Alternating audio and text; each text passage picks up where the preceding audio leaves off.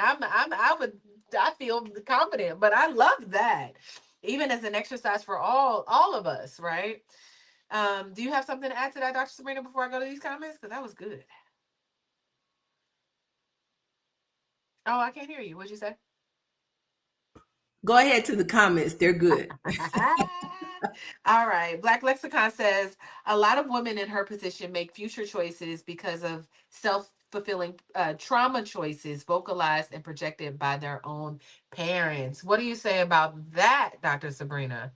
Is this a product of your environment kind of situation?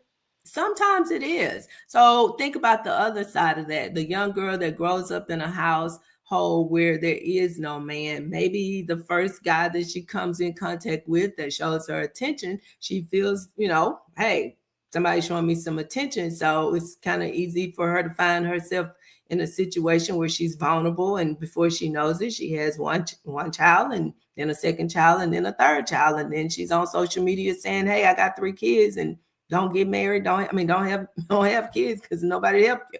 I don't know. It's possible. Yeah, yeah. Um, uh, Miat says, make life easy on yourself. Utilize the power of discernment and common sense. He lets you know you are not his wife material by not asking you for your hand and not following through at the courthouse. I'd have to say, like, after the first baby, if there were some red flags, if there were some things around, or he didn't just have 3 children and then say, I'm not taking care of these kids. He was in and out. You was already in and out. So something makes me feel like maybe she thought that if I keep having children, keep doing, trying to do life and build this thing with this person, then maybe they'll say, what would you say to that, when a man is not showing you, Dr. Felice, that he wants to be with you? He hasn't. You've had his first baby, and then you had his second baby, and we don't know if any of these kids are twins. I'm hoping they twins, because I don't know how you can have 3 kids and they all be that young. But at one point, do you tell them? What point do you tell her to stop and kind of evaluate? Like, is it before she starts to have babies at all? We not married, or is it after the first baby, or what would you say? I always say start at the foundation before, right? Mm-hmm. We want to be proactive, not reactive. We want to be preventative, right? And so my goal is to start teaching these girls younger than that, and to believe people when they tell you something in the beginning. Believe them, because they mean. Men are not like us. Yeah, Women talk and don't mean half the stuff they say. Men mean exactly what they say. they Okay? really do. They are black Yes. and white.